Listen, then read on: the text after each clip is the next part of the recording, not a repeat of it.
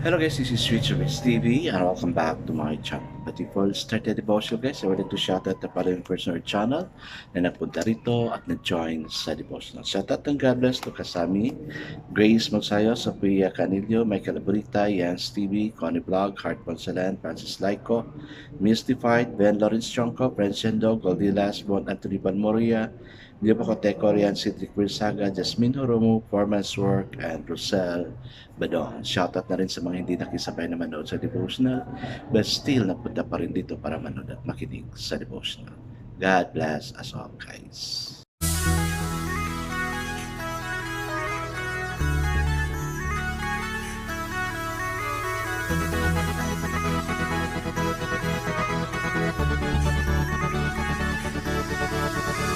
Rich TV, where you heard it, number one is on the top. Good advice is they'll never stop. Rich TV, where you heard it, number one is on the top. Good advice is they'll never stop. Guys, ilang tulo na lang at December na. Excited ka na ba? At sana guys, yung excitement natin sa December, no?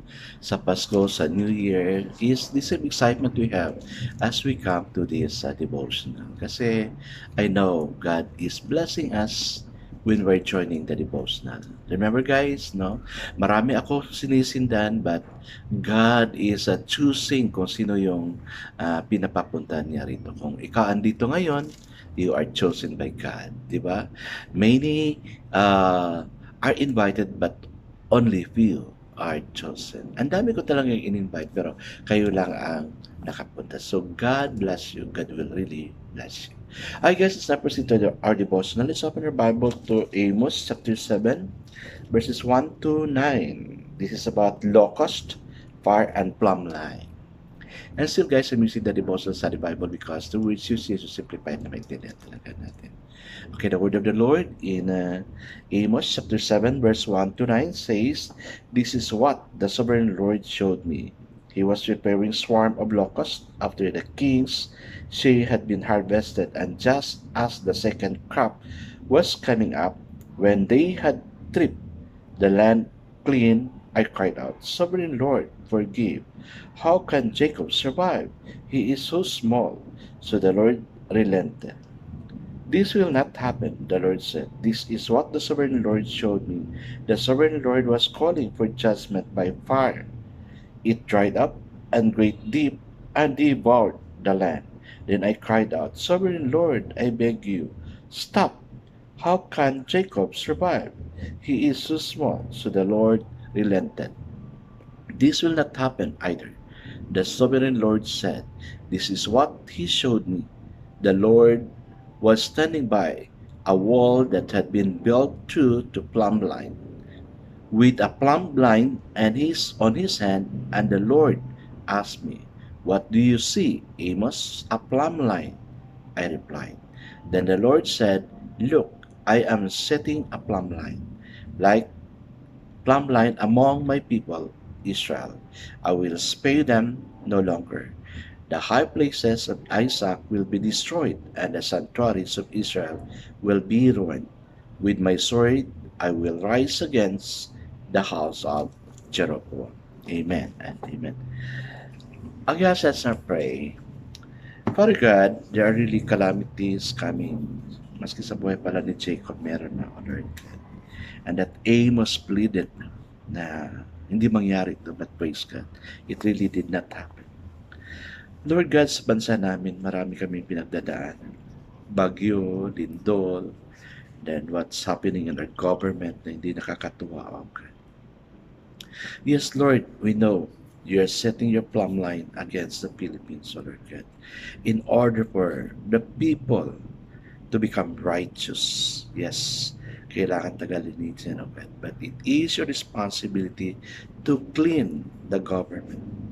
Lord, our role is to stand with people and ask forgiveness sa mga nagawa namin, O God. Especially that if we line ourselves with the prophecy na nakita. That's why, Lord, teach us to be kind-hearted, soft-hearted, to follow your will. Bless us all, O God. yung mga andito ngayon. Because you said, many are invited, but only few are chosen. Thank you for this chosen one. Nandito ngayon, God. In Jesus' name we pray. Amen and amen. So the focus verse we have for this evening, guys, is 2, no? Amos chapter 7, verse 7 and 8, and it says, He showed me, and behold, the Lord was standing by a vertical wall with plumb line in his hand. The Lord said to me, What do you see, Amos? And I said, A plumb line. Then the Lord said, Behold, I am about to put a plumb line in the midst of my people, Israel. Alam niyo ba yung plumb line? Yung metal na medyo triangle na hinahang na mga ginagamit ng mga engineer para mas straight yung line. No? Hindi na maging baliko yung line. Kaya nakaano siya, God is putting a plumb line sa wall para hindi maging tapinig, baliko, or whatever you describe it. So the title of the devotion for this evening, guys, is The Other Half of Grace. Amos was a prophet of righteousness and justice. In the midst of religious apostasy and neglect of human suffering, his theme was, Let justice rule like water, and righteousness like an overflowing stream. The Lord told him that righteousness and justice were his plumb line that measured and exposed the crooked structure of religious institutionalism. This issue was the belief of God had to be expressed in personal righteousness and social justice. Amos' cutting message slices through any religion that does not result in discovering and doing the Lord's will in our relationship and responsibilities. The Lord's plumb line is lowered on each of us and our churches. Our bland toleration of anything that contradicts His love is exposed. Judgment is a part of grace.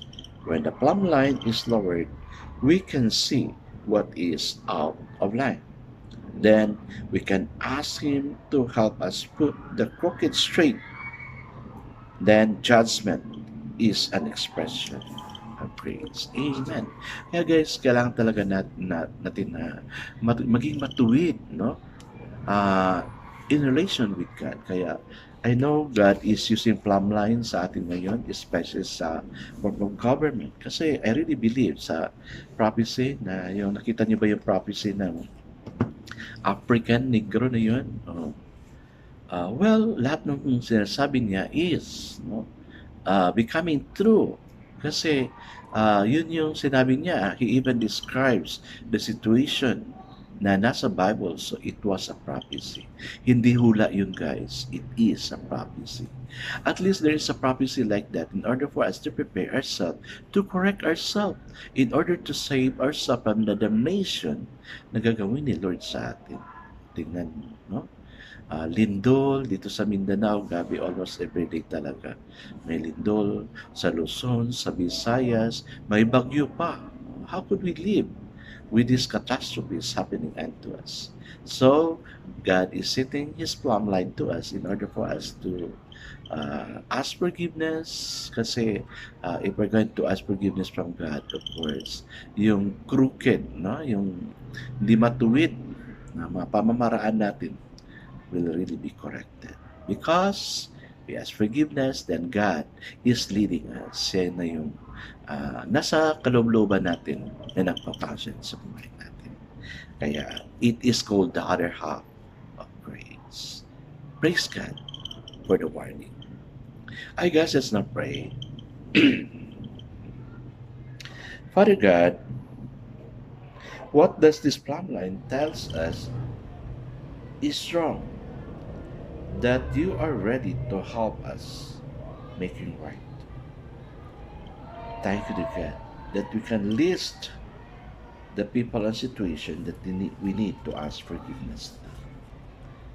Help us to do it, okay? In Jesus' name we pray. Amen and amen. Yes, guys, let's follow God's standard. Kasi God is still using His plumb line at this time. God bless us all, guys, because I know God surely blesses 10 times better. This is again Rich TV. Kita-kita tayo ulit ang suti. Paalam! So, yun, no? Natanong ko talaga, bakit, Lord, pag ganito, ang tagal-tagal. I've been praying for this kind of blessing, but yet until this time, hindi ko pa rin natanggap. Kaya, natanong ko talaga si Lord sa ganyan. No? But, praise God, sabi niya, you are mine. Whatever troubles come our way, no? Problema still, God claims us. You are mine. So praise God for that word. Okay guys, let's now pray. Father God, judgment leads to grace, and grace enables us to be faithful as the word of the Lord. Amen and amen. Yes, guys, God's word says, you are mine. God bless us always because I know God shall bless us 10 times better. This is again Rich Rich TV. Kita-kita tayo ulit sa muli. Paalam!